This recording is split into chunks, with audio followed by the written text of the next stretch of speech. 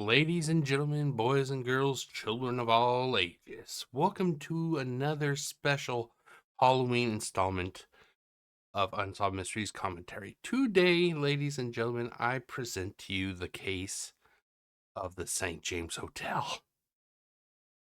You can tell it's very special to me because I'm bulging my eyes out like this.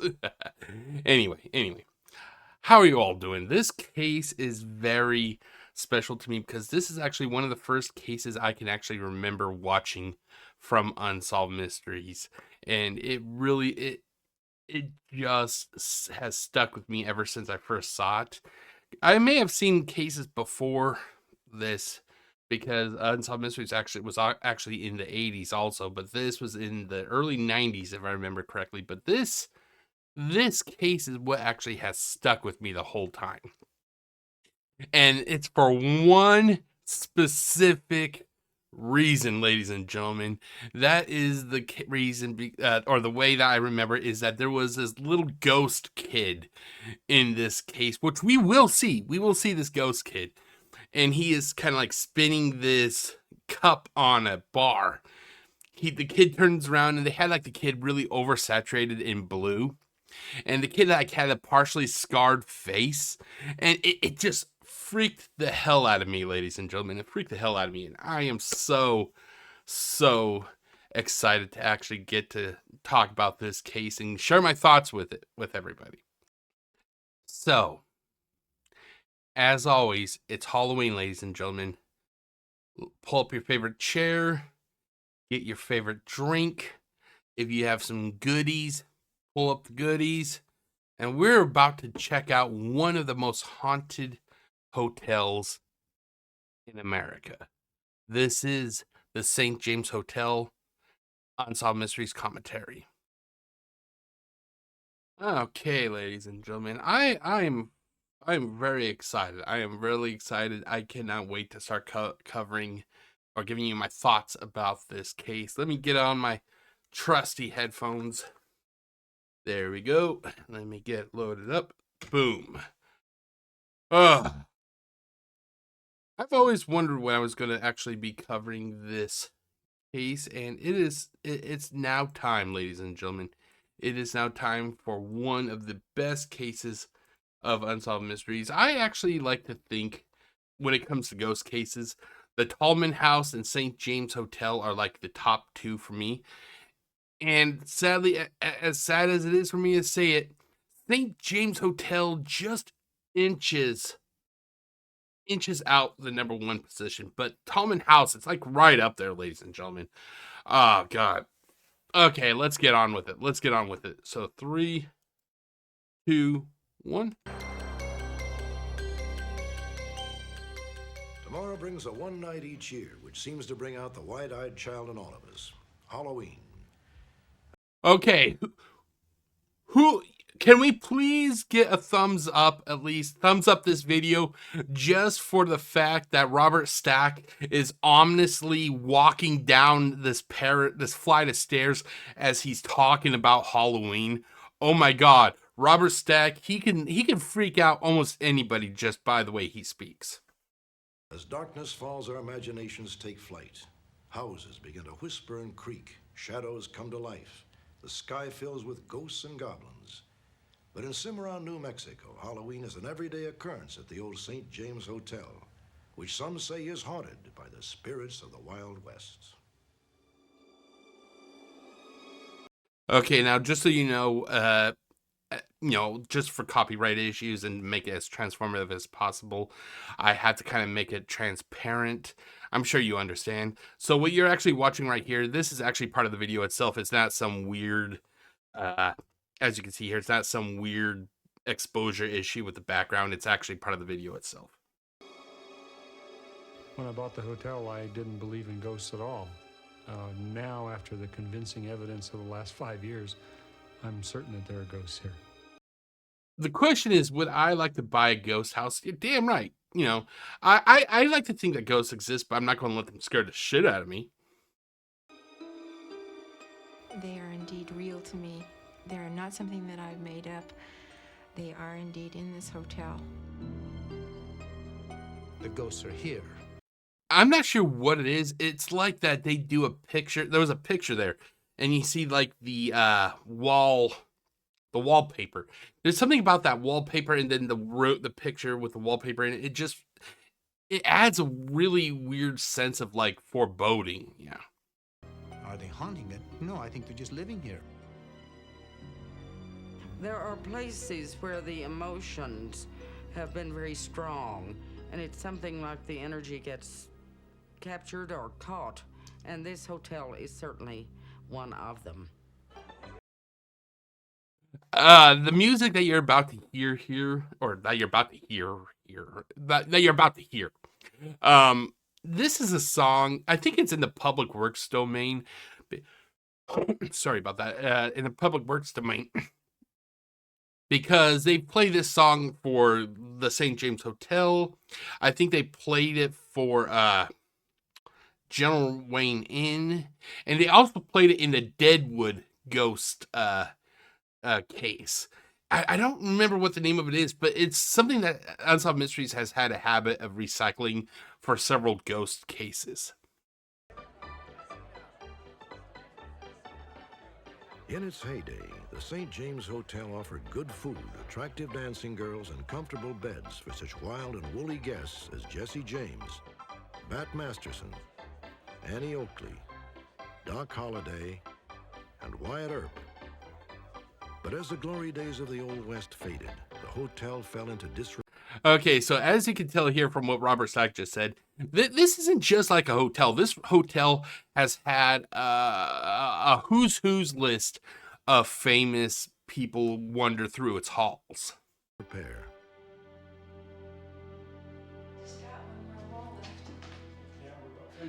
In 1985, Ed Sitzberger and his wife Pat purchased the St. James. They plan to bring the old hotel back to life.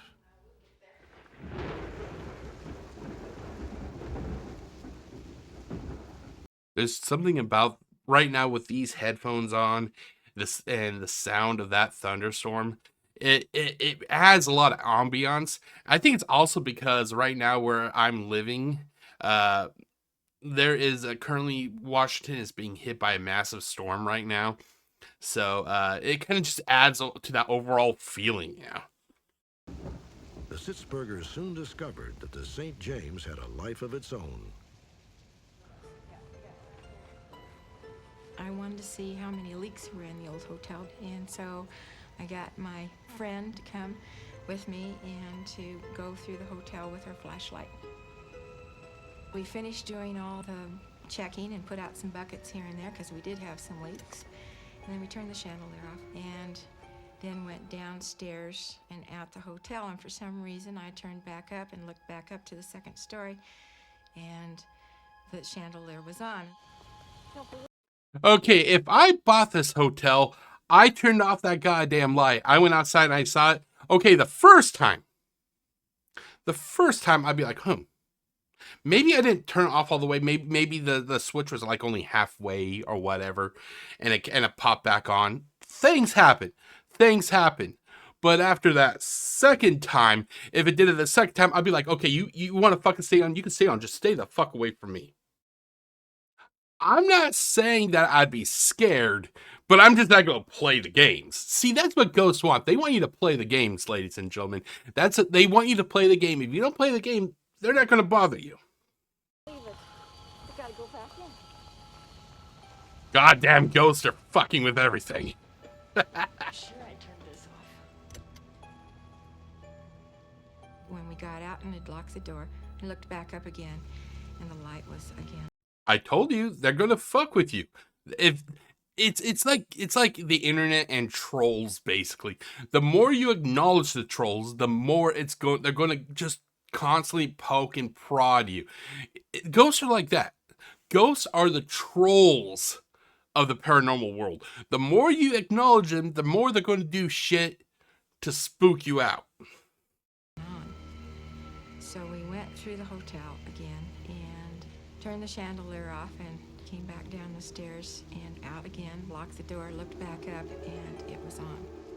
They're fucking with you. They're fucking with you. The last time we went up, we went down the hall, and I turned back to John and I said, well, the former owners had told us about some things that had happened previously in the hotel. Let me just try something. And so before I turned the chandelier off this time, I said, I don't know who you are or why you're here, but I'm tired and I really don't want to play tonight. I'm glad you're here, but could we please play another day? And at that You should never say. There's two things you should never do. Okay, there are two things you should never do. Sorry about that. The first thing you should never do, like that was shown in the case of the Tallman House, which is also another Unsolved Mysteries Halloween special installment. You never challenge the ghost. Never. It can never work out good for you. If you challenge a ghost, you can see imposed fire on your garage. Your lunchbox will be thrown out of your hands. You see a witch. Your relative will scream bloody murder in the middle of the night. That's the first thing you don't want to do. The second thing you don't want to do is offer to play with them another time, because these ghosts are like predators. They're going to haunt you if you do not play with them. point, I pulled the cord on the chandelier and heard a click, and we turned around and went back down the stairs, and I looked up, and indeed the light had stayed off. It's either because the ghost listened and agreed to her, to play with her later, or she didn't pull that string hard enough the first two times and the light just popped back on. First, I thought maybe it was an electrical problem because it's an old hotel, but after doing it 3 or 4 times, it couldn't have been. And I could hear it shut off, and the 3 times that I shut off, the click of the switch, and so there was no reason for it coming back on. According to the Sitzbergers, the hotel is haunted top to bottom. Guests in room 17 have reported a persistent, eerie tapping noise whenever the window is open. Okay, that could be easily explained, ladies and gentlemen.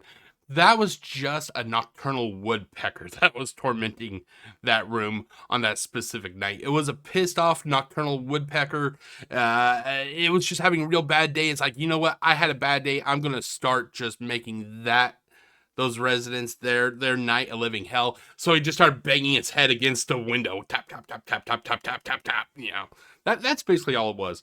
It was just a pissed off nocturnal woodpecker.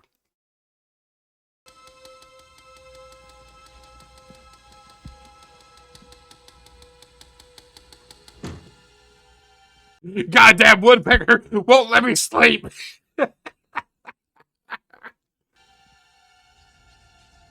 In the kitchen, the cook has witnessed several bizarre occurrences. Okay. Compared to all the ghosts and ghoulies that haunt the St. James Hotel, this had now you're probably not going to be able to see it that much due to the transparency, but there's going to be like a floating like a watering jug or whatever, watering pitcher. It's going to be floating. That is like the least of the scary types of ghosts that haunt the St. James Hotel. I would rather have a floating water pitcher bobbing around in the air. I'd rather deal with that 24 hours a day than see that fucking kid on the bar. I tell you what. And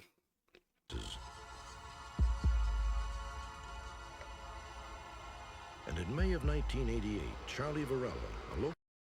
Okay, here it comes. Here it comes. Don't say I didn't warn you. high school student was cleaning the bar at 5 a.m. Charlie thought he was alone. It was kind of dark in there, and I was going to the back to get some liners for the trash. And I was going back there, I just glanced over to the bar, and I seen a little boy sitting on the bar and spinning.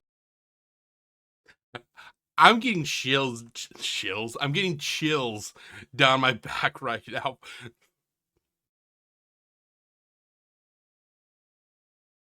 In the glass, you can hear it on the table, just spinning, just perfectly spinning. At first, I thought it was a little boy from, upstairs, and he was just down messing around, I was gonna tell him, excuse me, you're not supposed to be in here. But when I went to make the move to tell him, he turned around.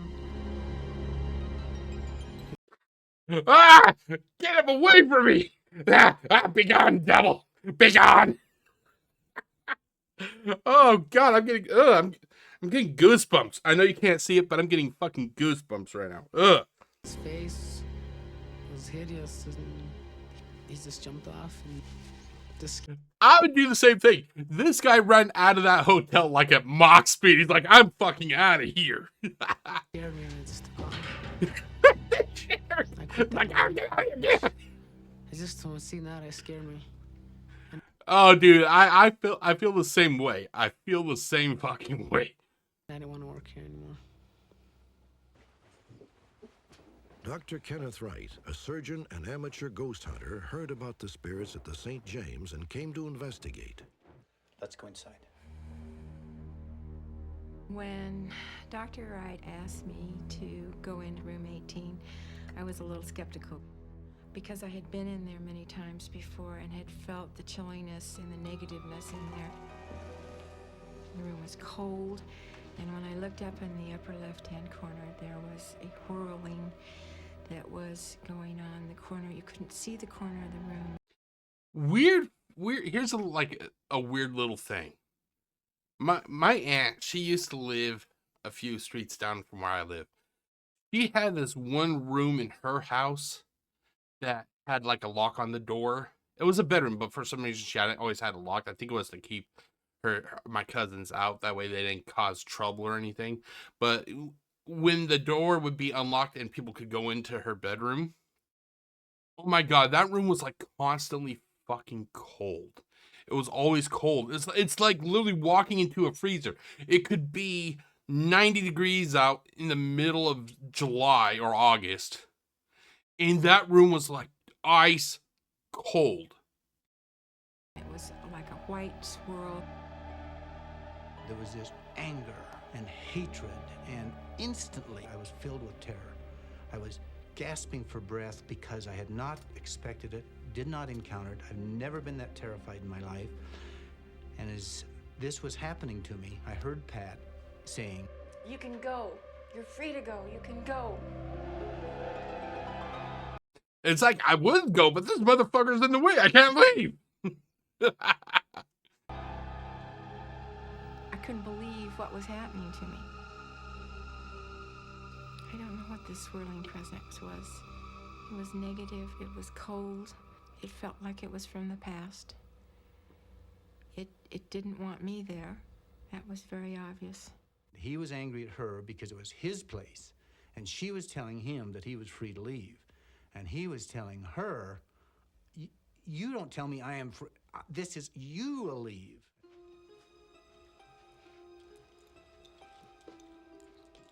Next, Ed Sitzberger contacted Jackie Littlejohn, a psychic from Albuquerque. Jackie claims to be able to communicate with the spirit world.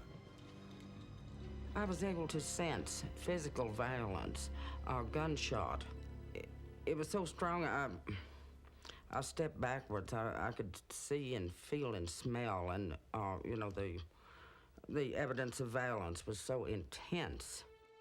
You know, if I saw the things going on in that hotel, I wouldn't need a psychic. I would see the ghosts. I'd see the fucking little demon boy. I'd see the floating orbs. I'd hear the woodpecker from hell.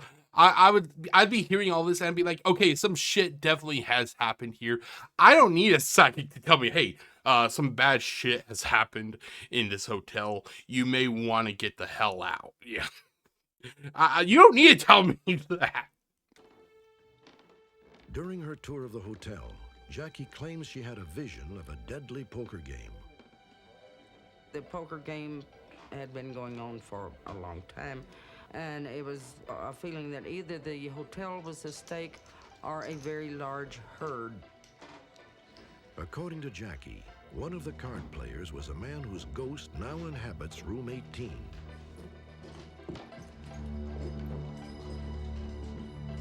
By golly, I say you tricked me.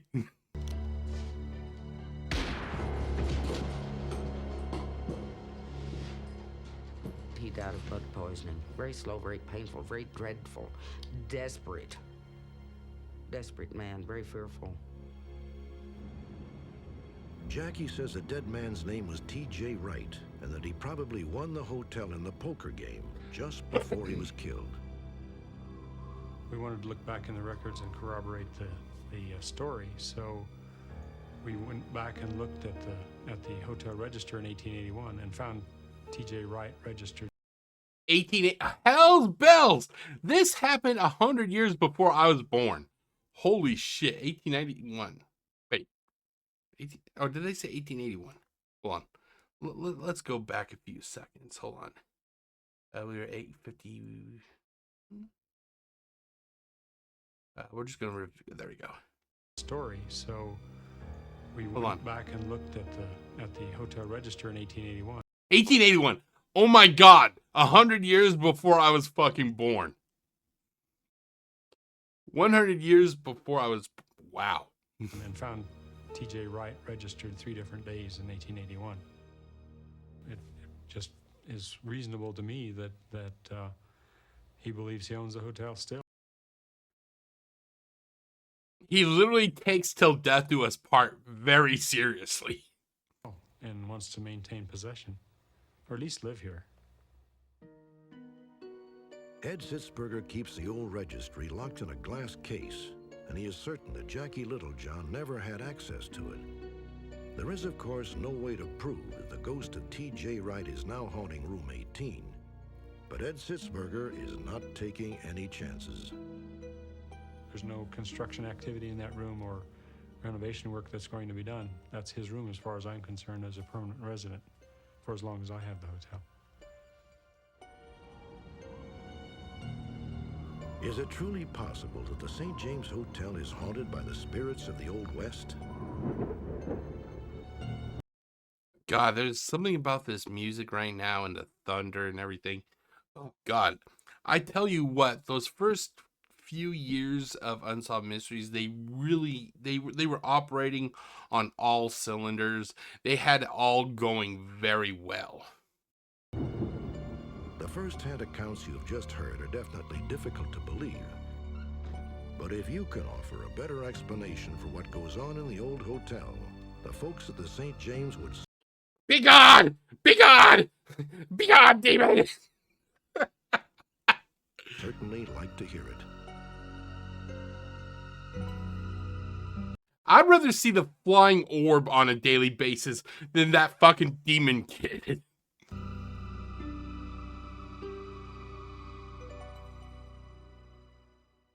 Okay, so that was the case of the St. James Hotel. Up next, we are going to go to the Unsolved Mysteries Wiki. Let's do that right now, ladies and gentlemen. So if you are new to this series of videos that I love to produce, this is where I go to the Unsolved Mysteries Wiki, and we see if there's been any sort of, like updates or anything, So let's do that.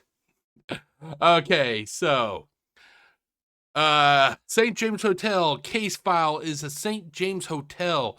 The location was Cimarron, New Mexico. The date was 1985. I think that's when this was investigated, not the actual, when everything happened, The St. James Hotel was built in 1880 and refurbished in 1985. It is said to be haunted by the ghost of the Old West. Yeehaw!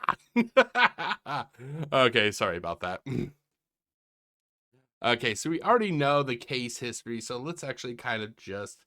Okay, well, here's a picture first. Here's a picture of the, there it goes, of that floating water pitcher that, I told you about earlier.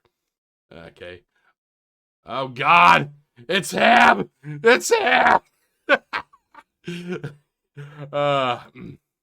Okay, let's see here. Background: the St. James Hotel was built in 1880. Offered good food, attractive dancing girls. Who doesn't like good-looking, attractive dancing girls? Whoo, boy! And comfortable beds for guests such as Jesse James, Bat Masterson, Annie Oakley, Doc Holliday, and Wyatt Earp. Okay, we already know the investigation. Extra notes. The case was first featured as part of the October 30th, 1991 episode. The hotel was also featured on the show Ghost Hunters. The results are currently the case remains unsolved. Jackie Littlejohn died in October 2002, and Ed Sitzberger has passed away in August 2021.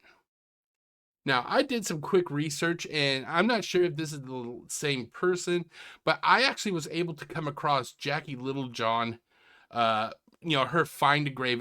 I think this is the same person, yeah.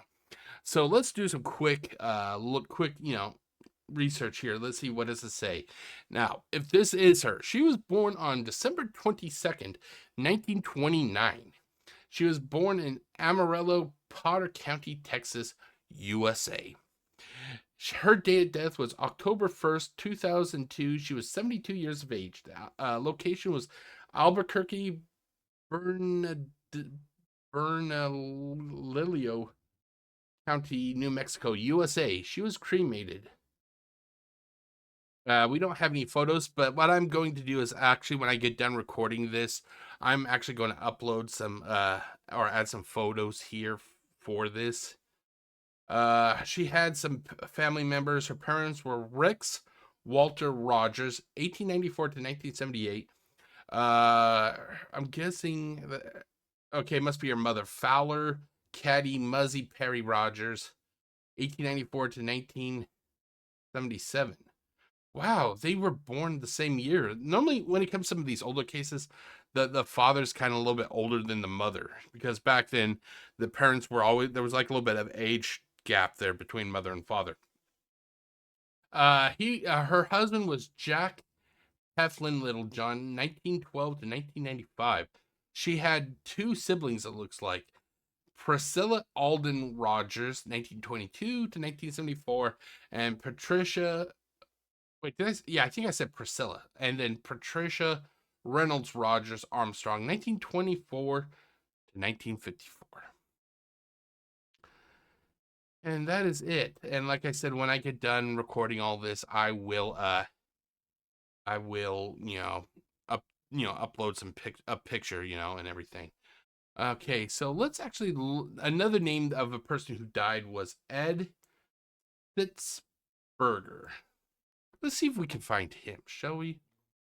Okay, so let's do find a grave. Edward Francis Sitzberger. Now, when did he? No, he died in 2021. So this isn't him.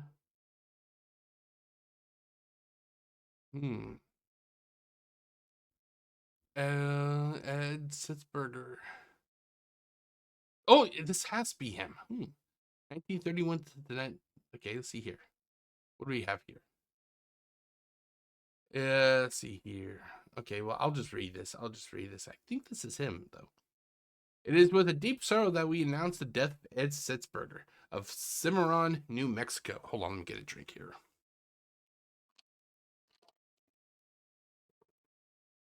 Who passed away on August 25th, 2021 at the age of 90, leaving to mourn. Family and friends leave a sympathy message. Oh, okay. He was predeceased by his parents, Edward Sitzberger and Gertrude Sitzberger. His siblings, Jim Sitzberger, Pat Dickinson, Marge Martin, and his daughter, Diane Holenda. He is survived by his wife, Sandy Sitzberger of Cimarron, his children, Jean Sitzberger of Cimarron, Judy Shetler of Plymouth, California, and Ed Sitzberger Jr. of DeSoto, I think, Montana. Yeah, Montana. I think it's Montana. His stepdaughter, Lisa Maycott of Santa Clarita, California, and his sister, Joan Hart of Walnut Creek, California. He is survived by 8 grandchildren, 5 great-grandchildren, and many nieces and nephews. In lieu of flowers, the family suggests donations can be made in Ed's name to the Cimarron Ambulance Service of Immaculate Conception Church. Let's see if we can actually find. Can we actually find him? Just curious. I'm actually shocked there wasn't an entry here. I may have to I'll have to probably add one. But yeah, so this has been actually a very interesting case. I loved this case. I loved it. I loved it a lot. But yeah, so that is it for the case of the St. James Hotel. That is it, ladies and gentlemen. It has been a pleasure to do this, or to give you my thoughts about this case, this latest installment of Unsolved Mysteries Commentary. It means a lot to me. And it's also one of the cases I most fondly remembered, because it's one of the cases I can actually recall watching on television with my mom. But as always, everything that's good must ultimately come to an end. And that is it for this year's special installment, Halloween installment of Unsolved Mysteries Commentary. I just want to say thank you to everybody who has taken the time out of their day to watch it. It means a lot to me. And we are going to continue trucking on down that road, ladies and gentlemen. We are going to keep rolling down that road. And the next installment of Unsolved Mysteries Commentary is a special anniversary edition. It is a special anniversary edition, or installment of. It is the special 39th anniversary of Chaim Weiss. Wow, hold on. Wow, somebody's car has a bad belt or something. It sounds like, I'm not sure if you could hear it, but I could hear it. But anyway, it is the special 39th anniversary of the death of Chaim Weiss. Basically, what we have here, ladies and gentlemen, is a teenager who was killed while he was attending a yeshiva, and I think it was in New York, if I remember correctly. But that will be the next installment of Unsolved Mysteries Commentary. That will be on November 1st. Here is a quick preview of that case. Next, a murder investigation is complicated by the victim's religious beliefs. Okay, so there you go. So that is it, ladies and gentlemen. Like I said, I just want to say thank you to everybody, and I will see you next time. My name is Jeff, aka GCurse. Oh, saying, oh my God, get that thing away from me. Anyway, you all have a great Halloween, and I'll see you next Halloween. Peace out.